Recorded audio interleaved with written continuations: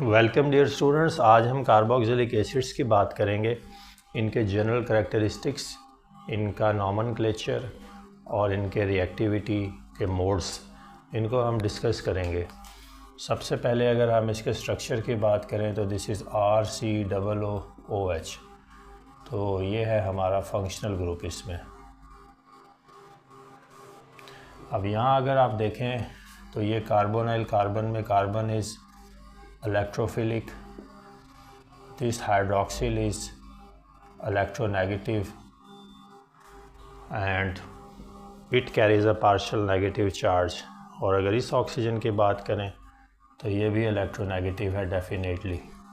तो हमारे पास इस तरह से देखा जाए तो यहाँ पे तीन सेंटर्स बनते हैं, एक ये इलेक्ट्रोनेगेटिव सेंटर है, एक ये इलेक्ट्रोपॉजिटिव सेंटर है और ये इलेक्ट्रोनेगेटिव सेंटर है। और अगर इन्हीं को देखते हुए हम देखें कि ये क्या रिएक्टिविटी किस तरह की यहाँ पे हो सकती है, तो पहली रिएक्टिविटी तो ऑक्सीजन हाइड्रोक्साइड आयन की प्रोटोनेशन है।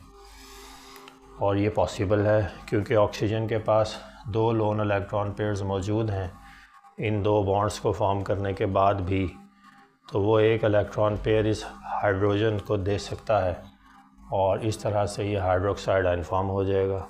इसका नतीजा ये होगा कि ये कार्बन फर्दर इलेक्ट्रोफिलिक हो जाएगी और यहाँ पे किसी भी न्यूक्लियोफाइल का अटैक पॉसिबल हो जाएगा, चाहे वीक हो चाहे स्ट्रॉन्ग हो। सेकंड जो काम इनके साथ हो सकता है वो ये है कि ये जो हाइड्रोक्सिल ग्रुप है ये रिप्लेस हो जाए किसी और इलेक्ट्रोनेगेटिव एलिमेंट या न्यूक्लियोफाइल से, तो ये भी पॉसिबल है। हैलोजिन ही ले आए अगर पास हैलोजिन, तो ये क्लोरीन का मॉलिक्यूल जो है इसको डाइसोशिएट करवाएं आप, तो एक क्लोरीन पॉजिटिव रेडिकल और एक क्लोरीन नेगेटिव रेडिकल जो इलेक्ट्रॉन पेयर अपने पास ले जाएगी बॉन्डेड जनरेट होंगे। इस नेगेटिव वाली को आप यहाँ अटैक करवाएं अगर, तो ये रिप्लेस कर देगा इसको। गो कि ये reaction more than one steps पे मुश्तमिल है, लेकिन ये एसिड हैलाइड्स आपके पास आ जाएंगे, तो ये न्यूक्लियोफिलिक सब्स्टिट्यूशन रिएक्शन होगा। ये इसका सेकंड मोड ऑफ रिएक्शन बन गया। और जो तीसरा मोड ऑफ रिएक्शन है उसको भी अभी देख लें, वो यहाँ कार्बोनाइल कार्बन पे किसी न्यूक्लियोफाइल का अटैक है।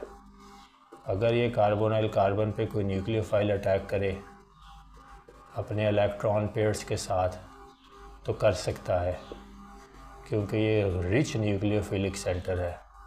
उसके नतीजे में आपको जो चेंजेस मिलेंगी वो ये है कि ये ऑक्सीजन पाई बॉन्ड्स के पेयर इलेक्ट्रॉन पेयर को तोड़कर अपनी तरफ ले जाएगा, ये सिस्टम टूट जाएगा। कार्बन की 4 वैलेंसीज अकोमोडेट करनी है न्यूक्लियोफाइल के अटैचमेंट के बाद और ये आपके पास इस तरह का एक कंपाउंड फॉर्म होगा।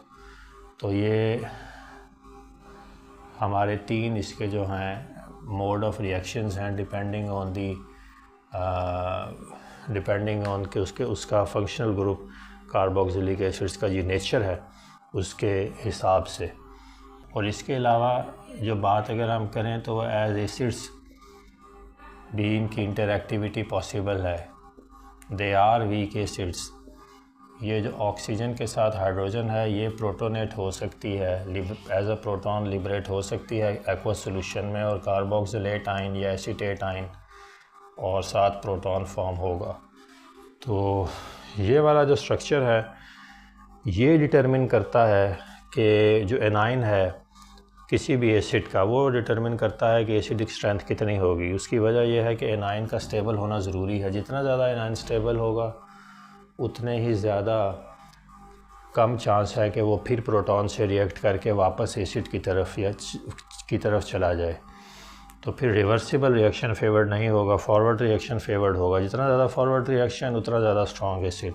अगर हम इसकी एसिडिक स्ट्रेंथ को चेक करना है तो हमने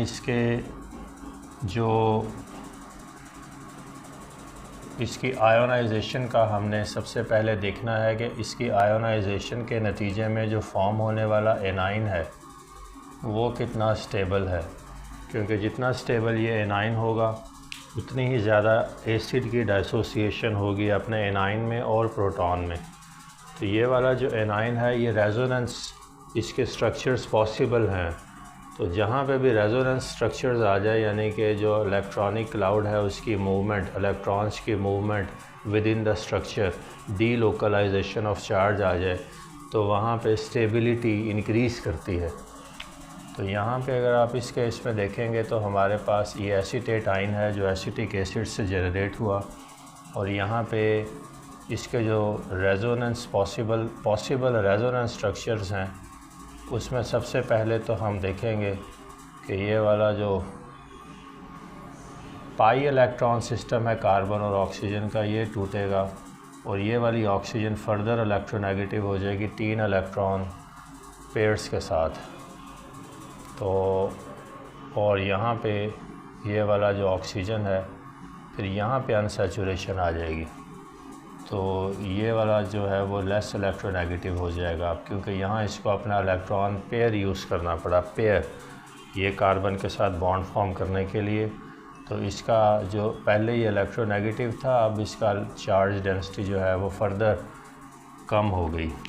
तो पॉइंट ये है कि अब इसके पास एक इलेक्ट्रॉन पेयर कम है, पहले 3 थे तो अब 2 लोन इलेक्ट्रॉन पेयर्स हैं, 2 का इसने इस्तेमाल कर लिया, एक का पाई बॉन्ड के लिए और एक कार्बन के साथ शेयर किया म्यूचुअली। तो ये एक रेजोनेंस हाइब्रिड स्ट्रक्चर है, एक रेजोनेंस हाइब्रिड स्ट्रक्चर ये है। तो इस तरह से ये जो एसीटेट आयन है या कोई भी कार्बोक्सिलेट आयन है, इसमें ये रेजोनेंस पॉसिबल है पाई इलेक्ट्रॉन्स की from one oxygen to the other oxygen, और ये इसका मतलब ये है कि चार्ज डी लोकलाइजेशन है, और चार्ज डी लोकलाइजेशन का मतलब ये है कि ये स्टेबल एनाइन है। स्टेबल एनाइन है तो फिर इसका मतलब ये है कि यहाँ पे जो है वो जो हमारा एसिड है वो फर्दर यहाँ पे एसीटेट आयन में और प्रोटॉन में टूटता रहेगा, और ये क्योंकि स्टेबल है तो ये जल्दी प्रोटॉन से इंटरेक्ट करके वापस एसिड नहीं बनेगा, ये फॉरवर्ड रिएक्शन ही फेवर्ड रहेगा। और अपनी समझ के लिए इस स्ट्रक्चर तक अगर पहुंचना है तो सिर्फ बता देता हूं, वो ये है कि यहाँ से जो ये पाई इलेक्ट्रॉन सिस्टम है ये टूट कर ये ऑक्सीजन वापस अपने इलेक्ट्रॉन्स को खींच के अपनी तरफ ले जाती है और फर्दर इलेक्ट्रोनेगेटिव हो जाती है, और फिर ये वाली ऑक्सीजन अपने एक इलेक्ट्रॉन पेयर को यूज़ करती है फिर अनसैचुरेशन लाने के लिए, यानी पाई बॉन्ड लाने के लिए। तो ये अब लेस इलेक्ट्रोनेगेटिव। तो ये हैं 2 पॉसिबल रेजोनेंस स्ट्रक्चर्स जिनके दरमियान में ये हमारा जो कार्बोक्सिलेट आयन है एग्जिस्ट करता है। इसके बाद ये बात भी पता होनी चाहिए कि इनके बीच में इंटरमॉलिक्यूलर हाइड्रोजन बॉन्डिंग भी है। So intermolecular hydrogen bonds are formed.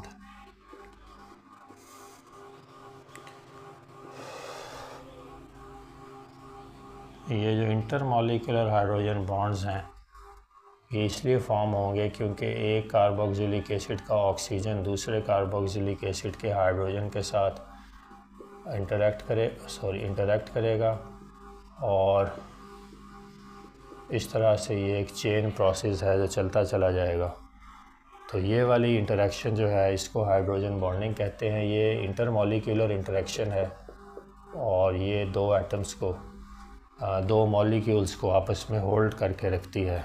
Electrostatic force of attraction है basically of opposite charges. One has to be a highly electronegative one like oxygen, another has to be a hydrogen. So इस intermolecular hydrogen bonding की वजह से और partial polarity की वजह से, intermolecular hydrogen bonding और पार्शियल पोलैरिटी की वजह से जो कि कार्बोक्सिलिक एसिड पे है, और उसकी वजह से जो है ये इतनी जल्दी इनके बॉइलिंग पॉइंट्स रिलेटिवली हायर हैं, higher boiling points in comparison to aldehydes and ketones and alcohols of similar molecular masses. ये जो पोलैरिटी है ये इंट्रामॉलिक्यूलर फोर्स ऑफ अट्रैक्शन है और हाइड्रोजन बॉन्डिंग जो है वो इंटरमॉलिक्यूलर फोर्स ऑफ अट्रैक्शन है। कि सॉल्युबिलिटी की बात करें तो ये पानी में soluble हैं। They are partially or wholly soluble in water।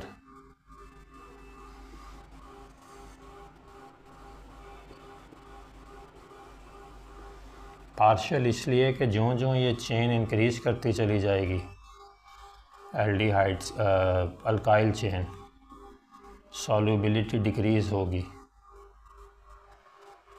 और जो स्मॉलर हमारे कार्बोक्सिलिक एसिड्स हैं, एक या दो अल्काइल ग्रुप्स के साथ, वो ज़्यादा सॉल्युबल होंगे। उसकी वजह यह है कि जो ये हमारा अल्काइल चेन्स का सेंटर है, ये हाइड्रोफोबिक है, ये वाटर हेटिंग है, ये वाटर फियरफुल है। तो ये पानी में नहीं होता डिज़ोल्व, सॉल्युबल नहीं है। ये वाला सेंटर जो है ये हाइड्रोफिलिक है। तो फिर आपके पास अल्काइल चेन स्मॉलर होनी चाहिए ताकि वो फिर सॉल्युबिलिटी इंक्रीज़ करे सिस्टम की। तो इसलिए स्मॉलर जो कार्बोक्सिलिक एसिड्स हैं ये मोर सॉल्युबल हैं, और जो जो कार्बोनाइल अल्काइल चेन इंक्रीज़ करती चली जाएगी कार्बोक्सिलिक एसिड्स की, तो सॉल्युबिलिटी डिक्रीज़ करती चली जाएगी। ऐसे ही है जैसे प्रोटीन्स की बात करते हैं हम, कि वो जब किसी सबस्ट्रेट पे जिस पे उन्होंने अटैक लॉन्च करना हो या कहीं एंकरिंग करनी हो हमारी बॉडी में या कहीं भी, तो उनके भी दो पार्ट्स हैं, एक हाइड्रोफिलिक है और एक हाइड्रोफोबिक है। Substitution of an electronegative element like halogen on alpha carbon increases the acidic strength because of further delocalization of negative charge। यही बात है कि ये अल्फ़ा कार्बन है, वो कार्बन जो कार्बोनाइल कार्बन के साथ बॉन्डेड है। तो ये अल्फ़ा हाइड्रोजन है, ये अल्फ़ा कार्बन है। अल्फ़ा कार्बन जो है उसकी बात करनी है, यहाँ पे ही अटैच होना है, यानी CH2 और यहाँ halogen, for example chlorine.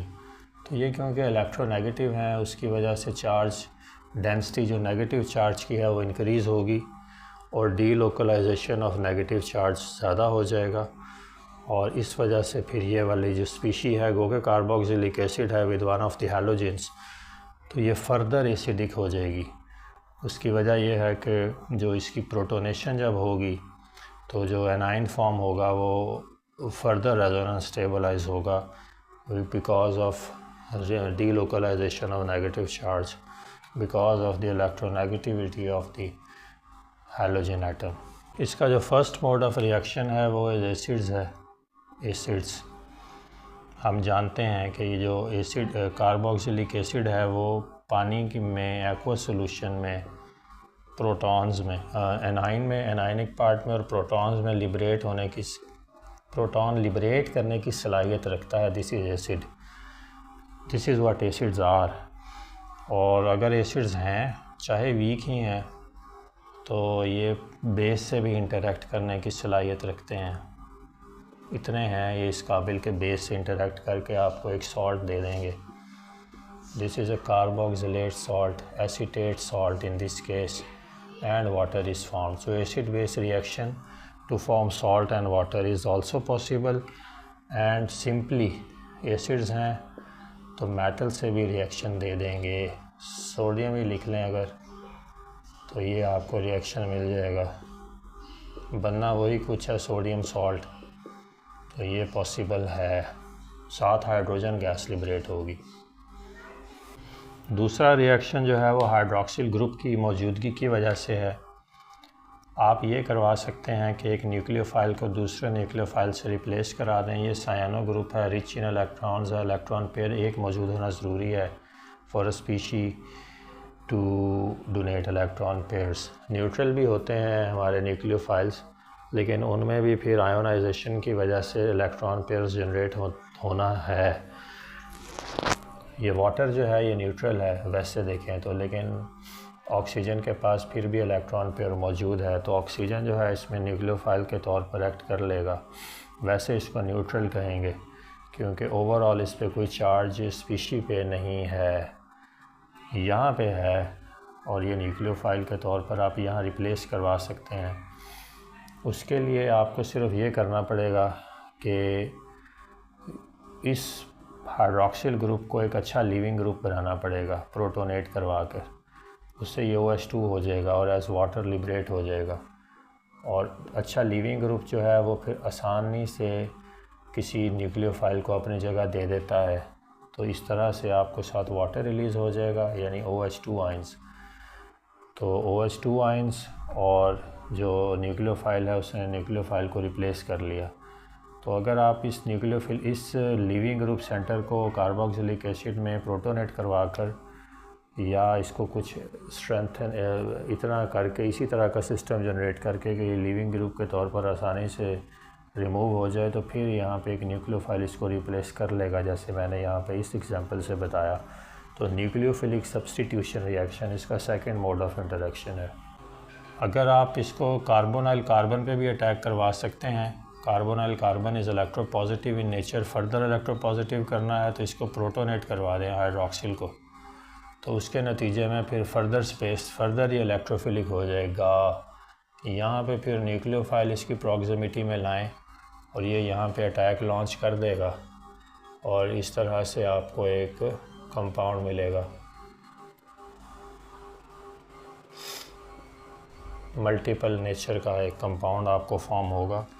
Basically this carbon is electrophilic in nature and protonation के नतीजे में ये फर्दर इसके पास एक स्पेस अवेलेबल हो जाती है, एक जगह मिल जाती है इसको, जहाँ पे फिर ये न्यूक्लियोफाइल जो है वो अटैक कर सकता है। The electrophilic centre becomes further rich because of attachment of this hydrogen and now nucleophile can weak हो या स्ट्रॉन्ग हो, कोई भी यहाँ आके अटैच करके एक कंपाउंड फॉर्म कर देगा, मल्टीपल सब्स्टिट्यूएंट्स इसके साथ मौजूद होंगे।